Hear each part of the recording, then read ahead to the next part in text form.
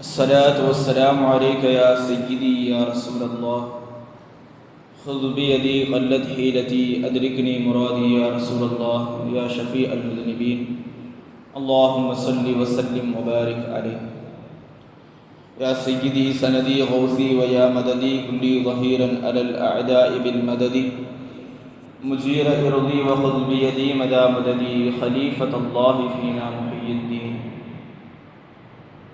புகழனைத்தும் ஏக வல்லோனாம் அல்லாஹ் ஒருவனுக்கு விருத்தாக. அவனின் சலாத்தும் சலாமும் ஈருலகத் தலைவர் நம் இதயவேந்தர் ஹாத்தமுல் அம்பியா முஹம்மது ரசூலுல்லாஹி ஸல்லல்லாஹு அலைஹி வஸல்லம் அன்னவர்களின் மீதும் அன்னவர்களின் சத்திய வழியை சற்றும் சருகாமல் பின்பற்றிய சத்திய சஹாபாக்கள், தாபிஈன்கள், தபஅ தாபிஈன்கள், நல்லவர்கள், நாதாக்கள், ஷுஹதாக்கள், வலிமார்கள், குறிப்பாக ஜும்மாவுடைய கடமையை நிறைவேற்றுவதற்காக வேண்டி முன்கூட்டியே வைத்திருக்கும் நம் அனைவரின் மீதும் அல்லாஹ்வின் ஸலாத்தும் ஸலாமும் என்றென்றும் வந்து சேரட்டுமாக. சங்கைக்குரியவர்களே, நாம் இருக்கக்கூடிய இந்த ஜும்மா துல்ஹஜ் மாதத்துடைய 2வது ஜும்மாவில் நாம் இருக்கிறோம். அதிலும் குறிப்பாக ஹாஜிகள் ஹஜ்ஜை நிறைவேற்றக்கூடிய நாட்களில், மிகவும் குறிப்பான நாட்களில் அல்லாஹ் தஆலா நம்மை வாழ வைத்திருக்கிறான். அல்ஹம்துலில்லாஹ். இந்த ஹஜ்ஜுடைய நாட்களின் பொருட்டினாலும் இந்த ஜும்மா நன்னாளின் பொருட்டினாலும் அல்லாஹ் தஆலா நம்முடைய எல்லா விதமான தேவைகளையும், நாட்டு தேட்டங்களையும், நம்முடைய முராதுகளையும் அல்லாஹ் தஆலா நிறைவேற்றி தந்திடுவானாக. நமக்கு வரக்கூடிய எல்லா விதமான பராய், முசீபத்துகள், ஆபத்துகள், விபத்துகள், நோய் நொடிகள், பொறாமைக்காரர்களுடைய பொறாமை பார்வைகள், கந்திஷ்டிகள் போன்ற எல்லா விதமான ஷர்றுகளை விட்டும் அல்லாஹ் தஆலா நம்மையும் நம்முடைய குடும்பத்தார்களையும் நம்முடைய சந்ததிகளையும் அல்லாஹ் தஆலா பாதுகாத்திடுவானாக. நாம் செய்கிற எல்லா விதமான நல்ல அமல்களையும், குறிப்பாக இந்த நாட்களில் கொடுக்கப்படக்கூடிய உதுஹியா குர்பானிகளை, இன்னும் நாம் செய்கிற நல்ல அமல்களை அல்லாஹ் தஆலா அவனுடைய மேலான கருணையினால் அதை பரிபூர்ணமான முறையில் கபூல் செய்வானாக. சங்கைக்குரியவர்களே, நாம் இருக்கக்கூடிய இந்த நாட்களில் செய்யப்படக்கூடிய அமல்கள் என்பது எந்த ஒரு அமலுக்கும் இல்லாத ஒரு தனித்துவம் இந்த நாட்களில் செய்யப்படக்கூடிய அமல்களுக்கு இருக்கிறது. குறிப்பாக இபாதத் என்பதற்கான அடிப்படை இந்த நாட்களில் நிறைவேற்றப்படக்கூடியது என்று சொன்னால் அது மிகையாகும்.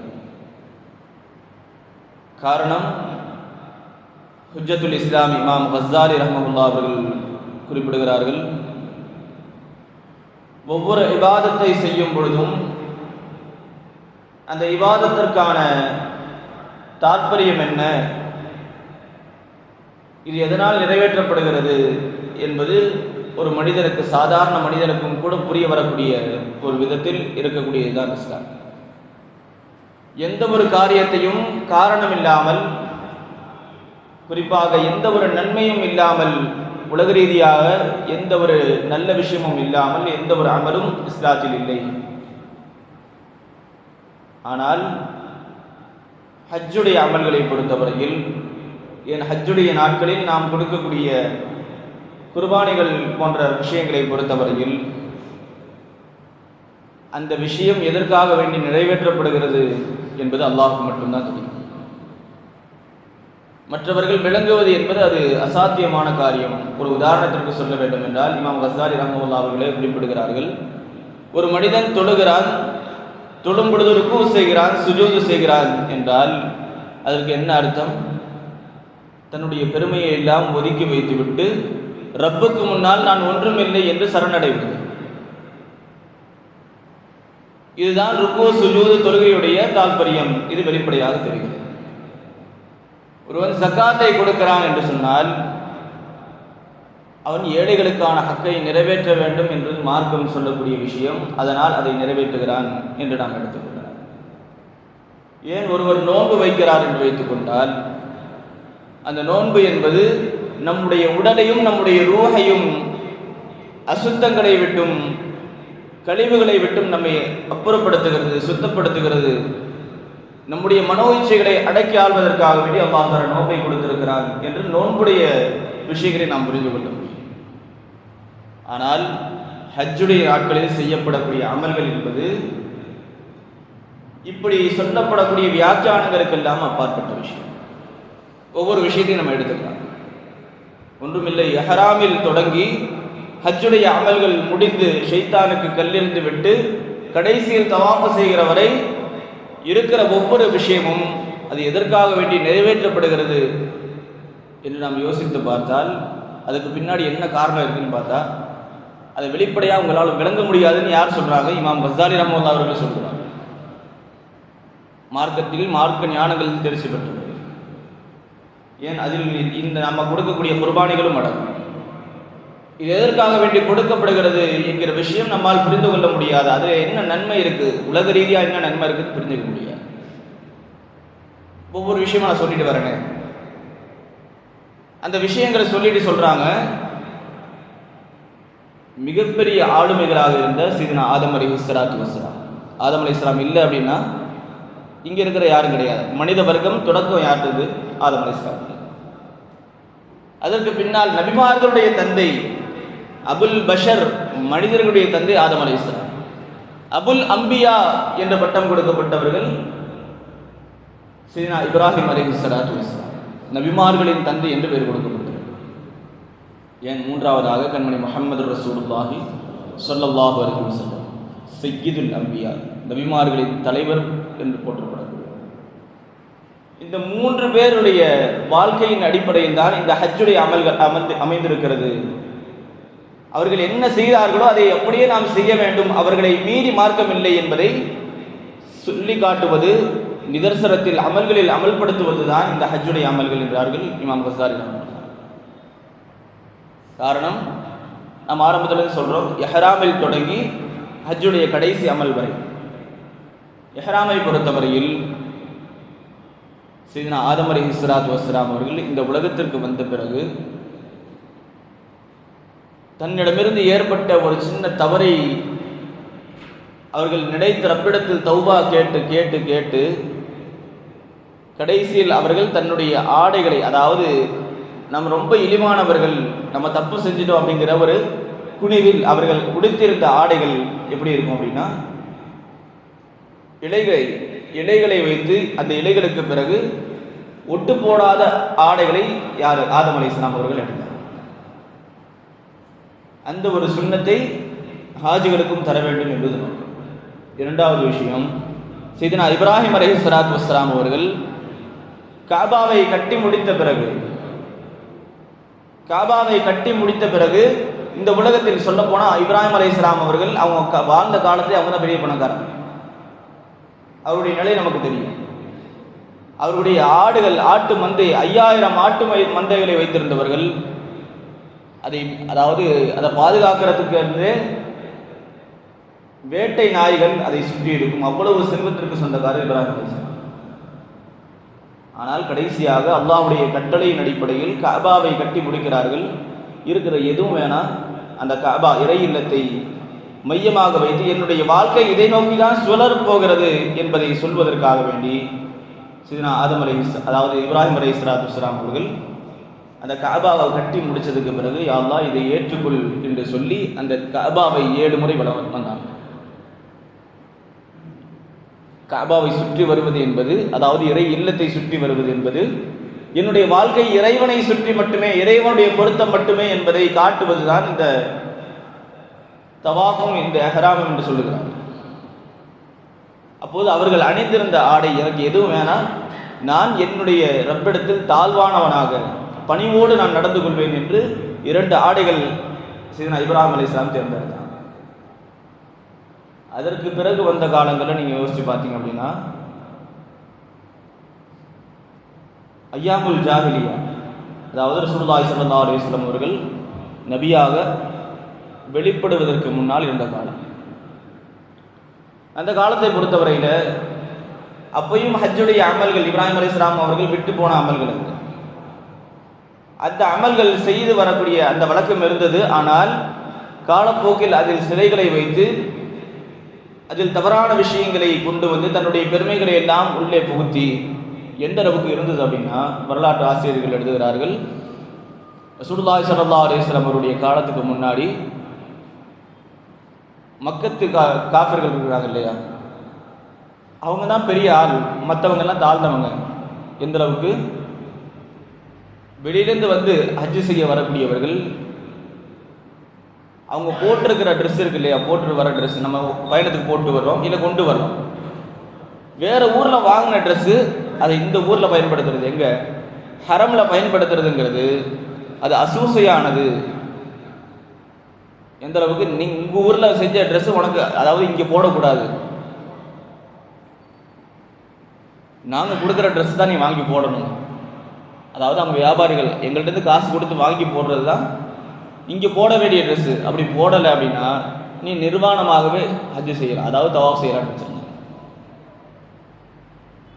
இந்த ஒரு நடைமுறையை மாற்றியவர்கள் கண்மணி முஹம்மது ரசூலுல்லாஹி ஸல்லல்லாஹு அலைஹி வஸல்லம். ட்ரெஸ் இங்கே வாங்குகிற ட்ரெஸ் உயர்ந்தது, அங்கே வாங்குகிற ட்ரெஸ் உயர்ந்ததுலாம் கிடையாது. நீ வந்த அப்படின்னா இங்கே வந்து என்னதான் இருக்கணும், உன்னுடைய ட்ரெஸ்ஸுடைய உன்னுடைய ஆடையுடைய அலங்காரம் தேவை கிடையாது. உன்னுடைய ஆடை உன்னுடைய பெருமையை வெளிப்படுத்தக்கூடாது. இரண்டே ஆடை, அந்த இரண்டு ஆடையும் ஒட்டு போட்டு இருக்கக்கூடாது. நீ ரப்பிடத்தில் பணிவானவனாக, என்னுடைய தகுதி இதுதான் என்று நீ பணிவோடு நடந்து கொள்ள வேண்டும் என்று கண்மணி முஹம்மது ரசூலுல்லாஹி ஸல்லல்லாஹு அலைஹி வஸல்லம் இஹ்ராமுடைய வழிமுறையை கொண்டு வந்தார்கள். அதை தான் நம்ம இஹ்ராமை கட்டிட்டு இருக்கிறோம். இதுதான் நான் சொன்னேன். ஆதம் அலைஹிஸ்ஸலாம் தொடங்கி இப்ராஹிம் அலைஹிஸ்ஸலாம் வந்து கண்மணி முஹம்மது ரசூலுல்லாஹி ஸல்லல்லாஹு அலைஹி வஸல்லம் அவர்கள் ஏற்படுத்திய வழிமுறை தான் ஹஜ்ஜில் நடக்குது. இது ஏன் எதுக்குன்னா நம்ம கேட்க முடியாது. அதுக்கு பின்னாடி இருக்கிற காரண காரியங்கள் அது அல்லாஹ் அறிவான். இரண்டாவது விஷயம், அங்கு சொல்லப்படக்கூடிய தல்பியா இருக்கு இல்லையா, அந்த தல்பியாவும் சரி, அங்கே தல்பியா சொல்கிற நேரத்தில் இங்கே நம்ம தக்பீர் சொல்கிறோம். இந்த தக்பீர்களும் சரி இறைவனிடத்தில் எந்த அளவுக்கு மகோன்யமானது, எந்த அளவுக்கு அல்லாஹ் தஆலா அந்த அந்தஸ்து இருக்குது அப்படின்னா, ஜிப்ரீல் அலைஹிஸ்ஸலாம் அவர்கள் கண்மணி முஹம்மது ரசூலுல்லாஹி ஸல்லல்லாஹு அலைஹி வஸல்லம் அவர்கள் ஹஜ்ஜுடைய அமர ஆரம்பிக்கும் பொழுது சஹாபாக்கள்கிட்ட சொன்னாங்க, இர்ஃபஉ அஸ்வாதகும் பித்தல்பியா, நீங்கள் உங்களுடைய சத்தங்களை தல்பியாவை கொண்டு உயர்த்துங்கள். ஏன்? ரசூலுல்லாஹி ஸல்லல்லாஹு அலைஹி வஸல்லம் அவர்கள் சொன்னாங்க, இப்போதான் ஜிப்ரீல் அலைஹிஸ்ஸலாம் வந்துட்டு போகிறாங்க, உங்களுடைய சஹாபாக்களிடத்தில் தல்பியாவை நீங்கள் சத்தம் போட்டு நீங்கள் சொல்லுங்க. ஏன்னா ரப்ப அதை விரும்புகிறாங்க, நீங்கள் அதை செய்ய சொல்லுங்கன்னு சொல்லி ஜிப்ரீல் அலைஹிஸ்ஸலாம் அவர்கள் சொல்லிட்டு போனாங்க. அதே நேரத்தில் அவங்க தக்பீர் சொல்லும், அதாவது தல்பியா சொல்லும் பொழுது நம்ம இங்கே தக்பீர் சொல்லணும். இந்த தக்பீர்களுக்கு கூட ரசூலுல்லாஹி ஸல்லல்லாஹு அலைஹி வஸல்லம் அவர்கள் அந்தஸ்து கொடுத்தாங்க. எந்த ஒரு தல்பியா சொல்லக்கூடியவரும் சரி, எந்த ஒரு தக்பீர் சொல்லக்கூடியவரும் சரி, அவருக்கு சொர்க்கத்தை கொண்டு சுபச்செய்தி சொல்லப்பட்டே தவிர அவர் தக்பீர் சொல்லலைன்னு அவர் சொல்றார். நம்ம தக்பீர் சொல்றது சாதாரணமாக நினைக்கிறோம். எனக்கு ரொம்ப கஷ்டமான ஒரு விஷயம், சமீபத்தில் அதாவது அரஃபாவுடைய நாளில் புதன்கிழமை தான் தக்பீர் சொல்ல ஆரம்பித்தோம். இஷார தக்பீர் சொல்லி கொடுக்கும்போது எந்த ஒரு வாயும் அசைய மாட்டேன். அது ஏங்கிறது தெரியல. தக்பீர் சொல்லும்போது சத்தம் போட்டு தக்பீர் சொல்லுங்கன்னு ரசூலுல்லாஹ் சொல்லி இருக்கிறாங்க. ஆனால் அந்த தக்பீர் சொல்றதுக்கு வாய் வரமாட்டாங்க. ஏன்னா அந்த பழக்கம் கிடையாது. திக்ருகளை சத்தம் போட்டு சொல்லணும். அதாவது திக்ருகளை சத்தம் போட்டு சொல்றது அதாவது மடமைத்தனம் அப்படின்னு சொல்லி சில பேர் நினைச்சிட்டு இருக்கிறாங்க. ஆனால் ரசூலுல்லாஹி ஸல்லல்லாஹு அலைஹி வஸல்லம் அவர்கள் தன்னுடைய சஹாபாக்களோடு சேர்ந்து இருக்கும் பொழுது லா இலாஹ இல்லல்லாஹ், இன்னைக்கு ஃபஜ்ர்லையும் சொல்றோம், இங்கே அஸர்லையும் சொல்றோம், ஆனால் அது வாய் வர்றதில்லை. ஆனால் அந்த விஷயத்தை ரசூலுல்லாஹி ஸல்லல்லாஹு அலைஹி வஸல்லம் அவர்கள் தன்னுடைய சஹாபாக்கள் சுற்றி சூழ இருக்க அந்த இடத்துல ரசூலுல்லாஹி ஸல்லல்லாஹு அலைஹி வஸல்லம் கேட்டாங்க, நம்மளை தவிர வேற யாராச்சும் இருக்காங்களா அப்படின்னு கேட்டாங்க. அப்போ சஹாபாக்கள் சொன்னாங்க, யார் சொல்லுதா, யாரும் இல்லை, நம்ம தான் இருக்கோம். அப்போ அந்த நேரத்தில் ரசூலுல்லாஹி ஸல்லல்லாஹு அலைஹி வஸல்லம் அவங்க சொன்னாங்க, இர்ஃபஉ அஸ்வாத்தகும் பித்தஹ்லீல், நீங்கள் லா இலாஹ இல்லல்லாஹ் சத்தம் போட்டு சொல்லுங்கன்னாங்க. அவங்க சொன்னதை மட்டுமில்லை, ரசூலுல்லாஹும் சேர்ந்து சொன்னாங்க. ஆனால் இன்றைய திக்ருடைய சபைகள் எப்படி பார்க்கப்படுதுன்னா, ஏதோ கோரஸ் பாடிட்டு இருக்கிறாங்க. அதாவது நான் படித்த வாசனை, ஒரு ஆள் எழுதி வச்சிருக்கிறாங்க, ஏதோ ஒவ்வொரு தொழுகைக்கு பின்னாடியும் பள்ளிகளில் ஓதக்கூடிய தஸ்பீஹ்களையும் அதே போன்று சொல்லக்கூடிய திக்ருகளையும் ஏதோ கோரஸ் பாடிட்டு இருக்கிறாங்க. இதெல்லாம் சத்தத்தை மாசுபடுத்தக்கூடிய, காற்றை மாசுபடுத்தக்கூடியதுன்னு எழுதி வச்சிருக்காங்க. என்னங்கிறது புரிய மாட்டேங்குது. ஆனால் ரசூலுல்லாஹி ஸல்லல்லாஹு அலைஹி வஸல்லம் சொன்னாங்க, யார் தக்பீர் சொல்கிறீர்களோ, ஒரு மனிதன் தக்பீரையும் தல்பியாவையும் சத்தம் போட்டு சொல்லும் பொழுது அவருக்கு சொர்க்கத்தை கொண்டு சுபச்செய்தி சொல்லப்பட்டே தவிர அவர் தக்பீர் சொல்லல, தஹ்மீல் சொல்லல. அப்போ நம்ம என்ன பண்ணணும், தக்பீரை நம்ம சத்தம் போட்டு சொல்லணும். இன்னொரு விஷயமும் இருக்குது, குழம்பிடுறாங்க. அதாவது இங்கே தக்பீர் சொல்லிட்டு இருக்கும்போது அங்கே ஒரு ஆள் தனியாக தக்பீர் சொல்லிட்டு இருப்பார். அந்த ஒரு விஷயம் இருக்குது. அப்படி நடக்கிறத தவிர்த்துக்கோங்க. உங்களால் ஒரு ஆளுக்கு டிஸ்டர்ப் ஆகுது அப்படின்னா உங்களுடைய சத்தத்தை குறைச்சிட்டு நீ தக்பீர் சொல்லணும். இந்த விஷயம் தக்பீரும் சரி, அதே போன்ற தல்பியாவும் சரி. அந்த தல்பியாவை பொறுத்தவரை ரசூலுல்லாஹி ஸல்லல்லாஹு அலைஹி வஸல்லம் சொன்னாங்க, அந்த தல்பியா என்பது ஜிப்ராயில் அலைஹிஸ்ஸலாம் அவர்கள் எனக்கு சத்தம் போட்டு சொல்ல சொன்னாங்க அப்படின்னு. அதற்கு அடுத்ததாக தல்பியாவுக்கு அடுத்தது நாம் அரஃபால தங்குற விஷயம். அரஃபாவுடைய மைதானத்தை பொறுத்தவரையில் அதில் 3 விதமான வரலாற்று நிகழ்வுகள் சொல்லப்படுகிறது. ஒன்று, சையதுனா ஆதம் அலைஹிஸ்ஸலாத்து வஸ்ஸலாம் அவர்கள், ஹவ்வா அலைஹிஸ்ஸலாம் அவர்கள் 2 பேரும் சந்தித்த இடம் மட்டுமல்ல, அங்கு தன்னுடைய பாவங்களை, அதாவது அங்கு சொர்க்கத்தில் நடந்த தவறை நினைத்து இறைவனிடத்தில் மன்றாடி, இன்னைக்கும் அரஃபால போனால் பாவம் மன்னிப்பு அழுது துவா செஞ்சுட்டு இருப்பாங்க. காரணம் என்ன? ஆதம் அலைஹிஸ்ஸலாம், ஹவ்வா அலைஹிஸ்ஸலாத்து வஸ்ஸலாம் இவர்களுடைய சுன்னத்து. அது மட்டும் இல்லை, அந்த அரஃபா என்ற மைதானத்திற்கு அரஃபான் பேர் வருவதற்கான காரணத்தை பற்றி சொல்லும் பொழுது, சையதுனா ஜிப்ராயில் அலைஹிஸ்ஸலாத்து வஸ்ஸலாம் அவர்கள் இப்ராஹிம் அலைஹிஸ்ஸலாம் அவர்களுக்கு ஹஜ்ஜுடைய கிரியைகளை எப்படிலாம் செய்யணும், என்ன இடத்துல என்ன செய்யணும் அப்படிங்கிறத சொல்லிக் கொடுக்குறாங்க. அப்படி சொல்லிக் கொடுக்கும் பொழுது சொல்லிக் கொடுத்து முடிச்சு, அதாவது அரஃபாங்கிறது இடையிலே வந்துடும், சொல்லப்போனால் ஆரம்பத்திலே வந்துடும். இப்படி எல்லா விஷயத்தையும் சொல்லி கொடுத்து முடிச்சதுக்கு பிறகு, ஹஜ்ஜுடைய கடமையை நிறைவேற்றி முடிச்சதுக்கு பிறகு, ஜிப்ராயில் அலைஹிஸ்ஸலாம் அவர்கள் இப்ராஹிம் அலைஹிஸ்ஸலாம் அவர்கிட்ட தனியாக எங்கே கூட்டிகிட்டு போகிறாங்க, அரஃபாவுடைய மைதானத்துக்கு கூட்டிகிட்டு போய், இந்த இடத்தில், அதாவது ஹஜ்ஜுடைய அமல்களையே இதுதான் மிக முக்கியமானது, புரிஞ்சுதா அவங்களுக்குன்னு கேட்டாங்க. அப்போ அந்த இடத்தில் இப்ராஹிம் அலைஹிஸ்ஸலாம் அவர்கள் சொன்னார்கள், அரஃப்து, நான் அறிந்து கொண்டேன். அதுதான் அரஃபா அப்படிங்கிற பேர் அந்த மைதானத்திற்கு. அந்த அரஃபாவுடைய மைதானத்தில் கண்மணி முஹம்மது ரசூலுல்லாஹி ஸல்லல்லாஹு அலைஹி வஸல்லம் அவர்கள் நமக்காக வேண்டி கேட்ட துவா. துவாக்களை பொறுத்தவரையில் சையதுனா அபூபக்கர் சித்தீக் ரலியல்லாஹு அன்ஹு, உமர் ரலியல்லாஹு அன்ஹு 2 பேரும் சொல்லுகிற ஒரு செய்தி. அரஃபாவுடைய மைதானத்தில் ரசூலுல்லாஹி ஸல்லல்லாஹு அலைஹி வஸல்லம் அவர்கள் மாலை நேரத்தில் கண்ணீர் மல்க துவா செஞ்சுட்டு இருக்கிறாங்க. துவா செஞ்சுட்டு இருக்கிற என்ன ஆகுதுன்னா, மாலை நேரம் வருது, ரசூலுல்லாஹி ஸல்லல்லாஹு அலைஹி வஸல்லம் கவலையோடு வர்றாங்க. துவா கேட்டால் துவா கபூலாக இருக்கணும் இல்லையா? துவா கபூலாக இருந்தால் சந்தோஷமாக இருக்கும். கவலையோடு இருக்கிறாங்க. அந்த இரவு முஸ்தலிஃபாவுக்கு வந்தாச்சு. முஸ்தலிஃபாவுடைய அந்த இடத்தில் காலை சுபுடைய தொழுகையை முடித்து விட்டு ரசூலுல்லாஹி ஸல்லல்லாஹு அலைஹி வஸல்லம் அவர்கள் கையேந்தி துவா செய்யணும். அப்படி துவா செய்யும் பொழுது அந்த இடத்தில் ரசூலுல்லாஹி ஸல்லல்லாஹு அலைஹி வஸல்லம் அவர்கள் துவாவுக்கு பின்னாடி சிரிக்கிறாங்க, சந்தோஷமாக சிரிக்கிறாங்க. அந்த சிரிப்பை பார்த்த உடனே சையதுனா அபூபக்கர் சித்தீக் ரலியல்லாஹு அன்ஹு, சையதுனா உமர் ரலியல்லாஹு அன்ஹு 2 பேருமே கேட்குறாங்க, யா ரசூலல்லாஹ், நேற்று நான் உங்களை பார்க்கும் பொழுது கவலையாக இருந்தீங்க, இன்னைக்கு சந்தோஷமாக இருக்கிறீங்களே, சிரிக்கிறீங்களே, என்ன காரணம் அப்படின்னு சொல்லி கேட்கும் பொழுது ரசூலுல்லாஹி ஸல்லல்லாஹு அலைஹி வஸல்லம் அவர்கள் சொன்னார்கள், நேற்றைய மாலை தினத்தில் நான் துவா கேட்டேன். என்ன துவா கேட்டேன்? யா அல்லாஹ், என்னுடைய உம்மத்துமார்கள் அனைவரையும் நீ மன்னிச்சிரு அப்படி.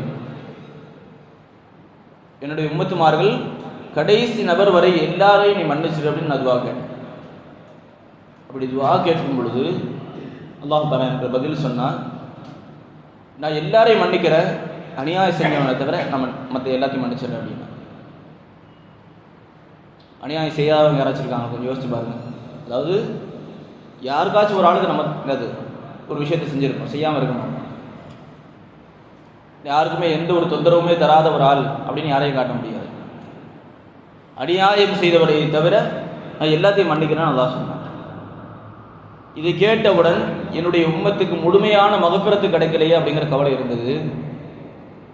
அடுத்த நாள் நான் துவா செய்யும் பொழுது இதே துவாவை நான் அல்லாஹ்விடத்துல கேட்டேன், அதே பதில் எனக்கு வந்தது. அப்போ நான் சொன்னேன், யா அல்லாஹ், அநியாயம் செஞ்ச, அதாவது அநீதம் இழைக்கப்பட்டவருக்கு அந்த கஷ்டத்துக்கு பகரமாக நீ சொர்க்கத்தை கொடுத்துரு, அநீதம் செஞ்சவருக்கு உன்னுடைய மகஃபிரத்தை கொடுத்தவருக்கு சொர்க்கத்தை அனுப்பிடு அப்படின்னு துவா கேட்டாங்க. நம்முடைய தவறுகளுக்காக வேண்டி அதிகமாக வருத்தப்பட்டவர்கள் கண்மணி முஹம்மது ரசூலுல்லாஹி ஸல்லல்லாஹு அலைஹி வஸல்லம். என்ன துஆ கேட்குறாங்க? அநியாயம், அதாவது அநீதம் இழைக்கப்பட்டவருக்கு அவருடைய கஷ்டத்துக்கு பகரமாக சொர்க்கத்தை கொடுத்துரு. அநீதம் இழைத்தவரை உன்னுடைய மகஃபிரத்தை கொண்டு, உன்னுடைய ரஹ்மத்தை கொண்டு அவர் மன்னிச்சிரு அப்படின்னு துஆ கேட்டேன். அந்த இடத்தில் அல்லாஹ் தஆலா எனக்கு பதில் சொன்னான், உன்னுடைய துஆவை நான் கபூலாக்கினேன் அப்படி. இப்போ இந்த செய்தியை பார்த்துட்டு இருந்த ஷைத்தான் தன்னுடைய கைகளால் மண்ணை தலையில் வாரி போட்டுட்டு அழுதுட்டு இருக்கும்போது இந்த காட்சியை நான் பார்க்குறேன், எனக்கு அது சந்தோஷமாக இருக்குது. ஷைத்தான் கஷ்டப்படுறது எனக்கு சந்தோஷமாக இருக்குது, அதனால் நான் சிரித்தேன். நங்கர் சொல்லுதான் சொல்லலாம். அப்படியானால் இந்த இடம் அரஃபா என்பது துஆக்கள் கபூலாகக்கூடிய இடம். அது மட்டும் இல்லை, நமக்காக வேண்டி கண்மணி முஹம்மது ரசூலுல்லாஹி ஸல்லல்லாஹு அலைஹி வஸல்லம் அவர்கள் துஆ கேட்ட இடம். அதற்கு அடுத்ததாக அரஃபா முடிச்சுட்டு முஸ்தலிஃபாவுக்கு வர்றாங்க இல்லையா? முஸ்தலிஃபாவுக்கு வந்தாங்க. முஸ்தலிஃபாவை பொறுத்தவரை, அதாவது முஸ்தலிஃபானா என்ன அர்த்தம் அப்படின்னா நெருக்கத்தை தரக்கூடிய இடம், அதாவது ரொம்ப க்ளோஸாக இருக்கிற இடம். இதற்கான விளக்கத்தையும் தருகிறார்கள். அதாவது ஹரமுக்கு ரொம்ப க்ளோஸாக இருக்கிற இடம் என்னது? முஸ்தலிஃபாங்கிறது. அந்த இடத்துல இரவு நேரத்தில் ஹாஜிகள் தங்குவார்கள். அது மட்டும் இல்லை, இறைவன், அதாவது இறைவனை நெருங்குவதற்காக வேண்டி ஒரு மனிதன், அதாவது ஷைத்தானுடைய தொல்லைகள் இருக்கும் இல்லையா, இறைவனை நெருங்கணும், அதாவது அல்லாஹ்வுடைய நெருக்கத்தை பெறணும் அப்படின்னு வந்தாவே ஷைத்தான் நமக்கு தொந்தரவு கொடுக்க ஆரம்பிப்பார், வழிகெடுக்க ஆரம்பிப்பார். அப்படி வழிகெடுக்க ஆரம்பிக்கும் பொழுது அந்த இடத்தில் அந்த வழிகேடுகளை எல்லாம் நாம் எப்படி தவிர்த்துட்டு ஷைத்தானை எதிர்த்து நம்ம போராடணும், எப்படி நம்ம ஷைத்தானை விரட்டிட்டு நம்ம இறைவனுடைய நெருக்கத்தை பெறணும் அப்படிங்கிறத ஒரு திட்டமாக திட்டக்கூடிய இடம் அது. ஏன்னா இப்ராஹிம் அலைஹிஸ்ஸலாத்து வஸ்ஸலாம் அவர்கள் தன்னுடைய மகனார் இஸ்மாயில் அலைஹிஸ்ஸலாம் அவர்களை மினாவுடைய கூடாரத்துக்கு கொண்டு போய், அதாவது மினாவுடைய மைதானத்துக்கு கொண்டு போய் குர்பானி கொடுக்கறதுக்காக வேண்டி, தன்னுடைய மகனை அறுப்பதற்காக வேண்டி கூட்டிகிட்டு போகிறாங்க. அதாவது இந்த விஷயத்தை நம்ம சாதாரணமாக எடுத்துகிட்டு போயிடும். கொஞ்சம் யோசிச்சு பாருங்க, ஒரு மகன்கிட்ட, ஏன் நம்ம பையன்கிட்டே ஒரு ஆள் சொல்கிறாங்கன்னு வச்சுக்கோ, உனக்கு சொத்தில் பங்கு கிடையாதுன்னு ஒரு ஆள் சொல்லுவாங்க. என் சொத்தில் பாதி குறைச்சி கொடுக்க மாப்போம். அவங்க அத்தாவை திட்டுறது எப்படி இருக்கும்? ஒரு மகன் தன்னுடைய சொந்த தந்தை போய் கொல்லலாம் போல, சொத்தில் கொஞ்சம் பங்கு கிடையாது, இல்லை சொத்தில் கொஞ்சம் குறைச்சி கொடுத்துட்டார் அப்படின்னா என்னென்ன வார்த்தைகள் வருது? ஆனால் இந்த இடத்தில் இஸ்மாயில் அலைஹிஸ்ஸலாம் அவர்கள் தன்னுடைய தந்தை இப்ராஹிம் அலைஹிஸ்ஸலாம் அவர்கள் தன்னை கொல்ல போகிற, அதாவது அறுக்க போகிற அல்லாஹ் தஆலாவுடைய கட்டளை அப்படின்னு சொல்லும் பொழுது அவர்கள் காத்த பொறுமை, அதே அந்த தந்தை தன்னுடைய மகனை, அதாவது இவ்வளவு காலம் தவம் இருந்து பெற்ற அந்த மகனை அறுக்கணும் அப்படின்னு அல்லாஹ் சொல்லும் பொழுது அதுக்கு உடனடியாக கட்டுப்படக்கூடிய அந்த கட்டுப்பாடு, இதுதான் நாம் என்ன சொல்கிறோம்? தியாகம் அப்படின்னு சொல்கிறோம்.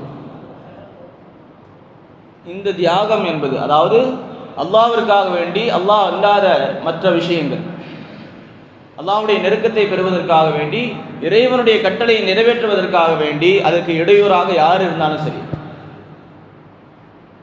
தன்னுடைய மக்களாகட்டும் தன்னுடைய குடும்பமாகட்டும், இறைவனுடைய கட்டளைகளை நிறைவேற்றுவதற்கு எதிராக அதற்கு தடையாக யார் இருந்தாலும் அதையெல்லாம் தாண்டி இறைவனுடைய கட்டளையை நிறைவேற்றுவது தான் உண்மையில் தியாகம் என்பதை உணர்த்துகிற ஒரு வரலாறு இப்ராஹிம் அலைஹிஸ்ஸலாம் இஸ்மாயில் அலைஹிஸ்ஸலாமுடைய வரலாறு. அந்த இடத்துல ஷைத்தான் எப்படிலாம் நம்மள்கிட்ட வருவான், அவன் நம்ம எப்படிலாம் விரட்டலாம் அப்படின்னு திட்டம் போட்ட இரவு அந்த முஸ்தலிஃபாவில் தங்கின இரவு. இப்ராஹிம் அலைஹிஸ்ஸலாம் அவர்கள் 7 கற்களை எடுக்கிறாங்க. இதே ஒரு விஷயத்தை தான் இப்போ இருக்க ஹாஜிகளும் எங்கள் முஸ்தலிஃபாவில் கல்லை எடுப்பாங்க, சேர்ந்து வைப்பாங்க. அந்த கல்லை எடுத்துட்டு எங்கள் ஷைத்தானுக்கு கல் எறிய இடத்துல போய் கல் எறிகிறாங்க. இப்போ நமக்கு ஒரு டவுட் இருக்கும், அதாவது சில வீடியோக்கள் பார்த்தீங்க அப்படின்னா, அதாவது வயசானவங்கெல்லாம் ரொம்ப உக்கிரமாக கள்ளத்துக்கு வீசிட்டு இருப்பாங்க. அந்த இடத்துல ஷைத்தானுக்கு கல் எறிகிற இடத்துல ரொம்ப கோபத்தோட, ஷைத்தான் மேலே இருக்கிற கோபம் அப்படிங்கிற மாதிரி. நம்முடைய மார்க்கத்தை பொறுத்த வரைக்கும் எதையும் ஒரு காரணம் இல்லாமல் அதாவது காரணம் இல்லாமல் செய்கிற மார்க்கம் கிடையாது. அப்படியானால் இப்போ ஷைத்தான் தெரிஞ்சால் தான் நம்ம கல் எறியணும். ஷைத்தான் தெரியாமல் ஏன் கல் எறிஞ்சிட்டு இருக்கிறாங்க? இதுதான் ஆரம்பத்தில் சொன்ன ஹஜ்ஜுடைய அமல்கள் நம்முடைய அறிவுக்கு அப்பாற்பட்ட விஷயம். நபிமார்களுடைய சுன்னத்துகளை ரசூலுல்லாஹி ஸல்லல்லாஹு அலைஹி வஸல்லம் அவர்களும் சரி, அதுக்கு முன்னால் வந்த நபிமார்களுடைய சுன்னத்துகளும் சரி, ஒரு நபி ஒரு விஷயத்தை செஞ்சுட்டாங்க அப்படின்னா அவர் இபாதத்தாக பார்க்கப்படுகிறது என்பதற்கு ஒரு உதாரணம் இது. இப்பயும் சில பேர்கிட்ட ஒரு பழக்கம் இருக்குது. அதாவது ரசூலுல்லாஹி ஸல்லல்லாஹு அலைஹி வஸல்லம் பேரை சொல்லிட்டா தன்னுடைய 2 கட்டை விரல்களுடைய அந்த எதிர்களை நகருக்கு இல்லையா, நகத்தை முத்தி கண்ணில் ஒத்துவாங்க. பல பேருக்கு பார்க்கறதுக்கு அது வித்தியாசமாக தெரியும். ஏன் இதை செஞ்சுட்டு இருக்கிறாங்க அப்படின்னு அதற்கான ஒரு விஷயமாக, அதாவது முஸ்னது ஃபிர்தௌஸ் தைலமி போன்ற ஹதீஸ் கிதாபுகளில் பதிவு செய்யப்பட்டிருக்கிற ஒரு செய்தி ஆதம் அலைஹிஸ்ஸலாத்து வஸ்ஸலாம் அவர்கள் வானத்தில் இருக்கும் பொழுது அவங்க பின்தொடர்ந்து, அதாவது போயிட்டு இருந்தாங்கன்னா பின்னாடி வர மலக்குமார்கள்லாம் சத்தம் போட்டே வருவாங்க. சத்தம் கேட்டுகிட்டே இருக்கும். இந்த சத்தத்தை கேட்கும் பொழுது ஆதம் அலைஹிஸ்ஸலாம் யார்கிட்ட கேட்குறாங்க, யா அல்லாஹ், எனக்கு பின்னாடி மலக்குமார்கள் தொடர்ந்து வந்துட்டே இருக்கிறாங்களே, என்ன காரணம் அப்படிங்க. அப்படி கேட்கும் பொழுது அல்லாஹ் தான் சொன்னா, என்னுடைய ஹபீப் முஹம்மது ரசூலுல்லாஹி ஸல்லல்லாஹு அலைஹி வஸல்லமுடைய நூரை உங்களுடைய முதுகந்தட்டை நான் வச்சிருக்கிறேன்.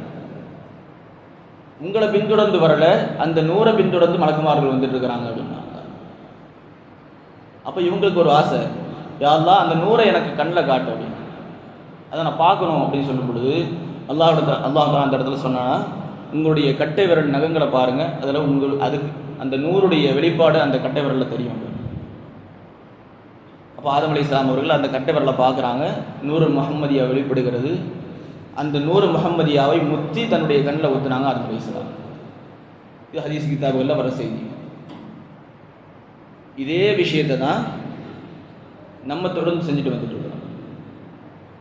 இது எப்படி செய்யலாம், அவங்க பார்த்தாங்க அவங்க செஞ்சாங்க அப்படின்னு ஒரு கேள்வி வந்தால் அதே கேள்வி இங்கேயும் வரணும். ஷைத்தானை பார்த்தவங்க யார்? இப்ராஹிம் அலைஹிஸ்ஸலாம். ஷைத்தானை பார்த்தாங்க, கல்லெறிஞ்சாங்க, காரணம் இருக்குது. ஆனால் ஷைத்தானை நம்ம பார்க்குறோமா? ஆனால் பார்க்காமே கல்லெறிகிறோம். ஏன்? ஒரு நபி செய்த செயலை நாம் அப்படியே பின்தொடர்ந்து வர்றோம். இதே ஒரு சுன்னத்தை தான் நம்ம கையை முத்துற, அதாவது கட்டை விரல முத்துறதுலையும் இருக்குது அப்படின்னு உலமாக்கள் நமக்கு சொல்லித்தராங்க. இந்த ஒரு சுன்னத்தையும் நாம் கடைபிடிப்பதற்கான தௌஃபீக் அல்லாஹ் தஆலா நமக்கு தருவானாக. அதாவது ஹஜ்ஜுடைய விஷயங்களை பொறுத்தவரை ஒவ்வொரு விஷயத்திலும் பின்னாடி, அதாவது நம்மளால் புரிஞ்சு கொள்ள முடியாத பல விஷயங்கள் உள்ளடங்கி இருக்குது. அது சொல்லுவதற்கான நேரம் இல்லை. கடைசியாக ஒரே ஒரு செய்தியை மட்டும் நான் சொல்லி நிறைவு கூறேன் இன்ஷா அல்லாஹ். ஒன்றும் இல்லை, சஃபா மர்வாக்கு மத்தியில் தொங்க ஓட்ட போடுறோம் இல்லையா? சஃபாவுக்கும் மர்வாவுக்கும் மத்தியில் தொங்க ஓட்ட போடுறோம்.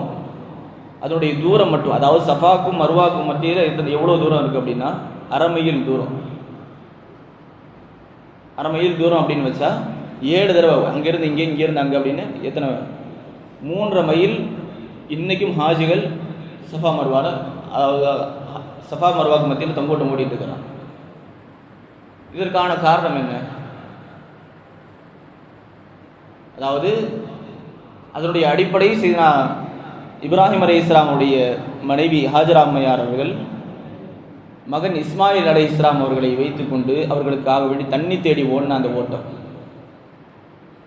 இன்றைக்கி ஜம்சம் கிணறு, அதாவது ஜம்சம்ல தண்ணி வந்துட்டு இருக்குது, கையில் பாட்டில் வச்சுருக்கிறாங்க.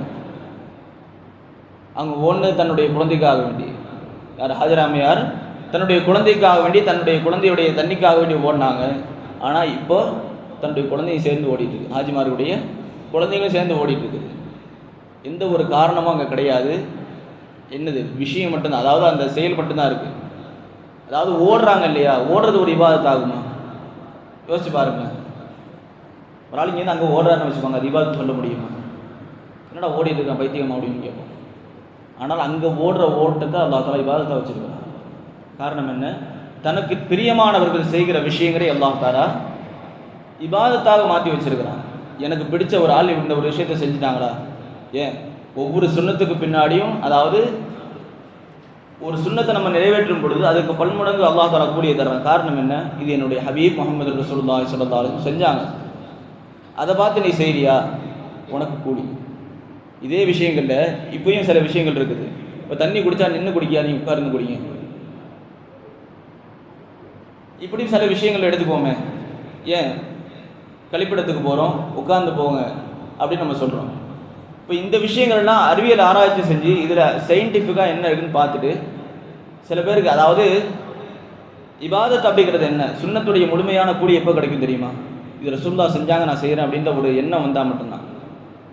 இதே நேரத்தில் நீங்கள் தண்ணி குடிச்சிட்டு இருக்கும் பொழுது தண்ணி நின்று குடித்தா எனக்கு உடம்புக்கு பாதிப்புன்னு சொல்லி ஒரு எண்ணம் வந்து நீங்கள் உட்காந்தீங்கன்னா அதுக்கு சுன்னத்துக்கான கூலி கிடையாது. என்ன இருக்கணும், இதை ரசூலுல்லாஹ் செஞ்சாங்க அதை நான் செய்கிறேன், அப்படி வரும்பொழுது தான் அது இபாதத்தாக மாறுகிறது.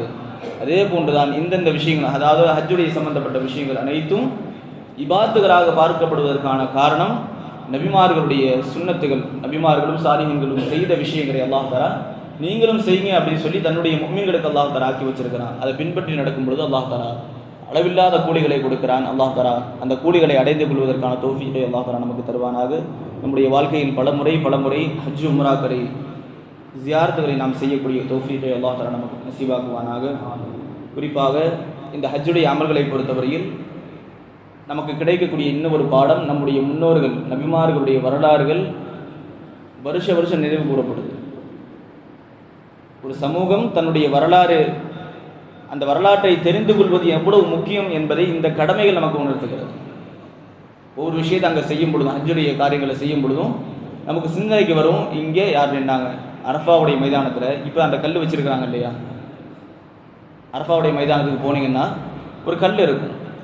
அந்த கல்லுக்கிட்ட தான் ரசூலுல்லாஹி ஸல்லல்லாஹு அலைஹி வஸல்லம் அவர்கள் நின்று கடைசி ஹுத்பா செஞ்சாங்க, ஹஜ்ஜத்துல் விதாவுடைய ஹுத்பா.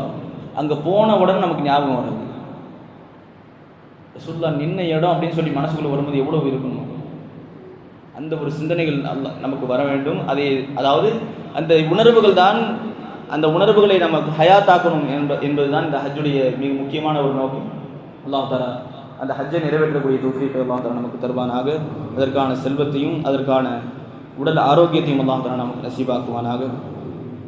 வாரம் நம்ம மஹல்லாலேருந்து ஹஜ்ஜுக்கு போன யாக்குபாய் அவர்கள் வாரம் சலாம் சொல்கிறாங்க, ஜமாத்தர்களுக்கு சலாம் சொல்லுங்கள், நாங்கள் இங்கே துஆ செய்கிறேன்னு சொல்கிறாங்க. ஆனால் சொல்வதற்கான வாய்ப்பு கிடைக்கல. இப்போ தான் சிந்தனைக்கு வருது, அவங்க உங்களுக்கு எல்லாருக்கும் சலாம் சொல்லியிருக்கிறாங்க. அதே போன்று நம்ம இந்த ஜும்மாவுடைய சபையில் எப்படி ஒன்று கொண்டிருக்கிறோமோ அதே போன்று நாளை மறுபையில் கண்மணி முஹம்மது ரசூலுல்லாஹி ஸல்லல்லாஹு அலைஹி வஸல்லம் அவர்களோடு சொர்க்கத்தில் உயர்ந்த சொர்க்கமான ஜன்னத்துல் ஃபிர்தௌஸில் அல்லாஹ் தஆலா நம் அனைவரையும் ஒன்று கூட்டுவானாக என்ற நல்ல துஆவுடன் நிறைவு செய்கிறேன். வாஹிரு தஅவானா அல்ஹம்துலில்லாஹி ரப்பில் ஆலமீன்.